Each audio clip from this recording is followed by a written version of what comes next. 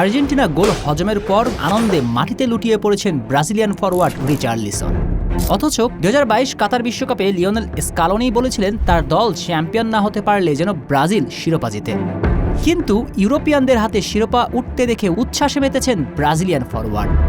এই মানসিকতাতেই কি ব্রাজিল আর আর্জেন্টিনার পার্থক্য? এই প্রশ্ন তুলে রেখে আরও একটু গভীরে আসা যাক চলুন।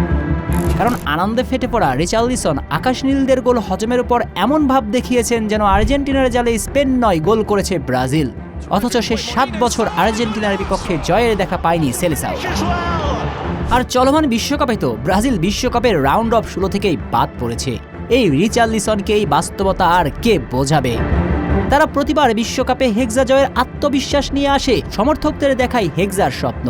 কিন্তু ট্রফি জয়ের স্বাদ দূরে থাক, মাঠে তাদের হাস্যকর সব নৃত্য ছাড়া ব্রাজিল ভক্তদের কপালে আর কিছুই জোটে না।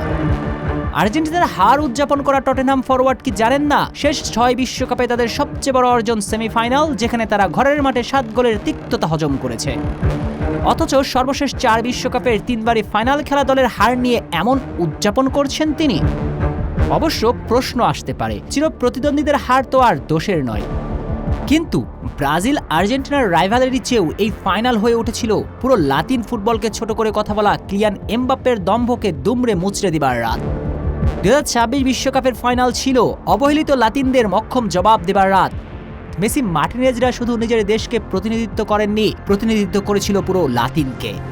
আর্জেন্টিনা ব্যাক টু ব্যাক শিরোপা জিতলে লাতিন ফুটবলের সেই সোনালী অতীত আবারও ফিরে আসতো।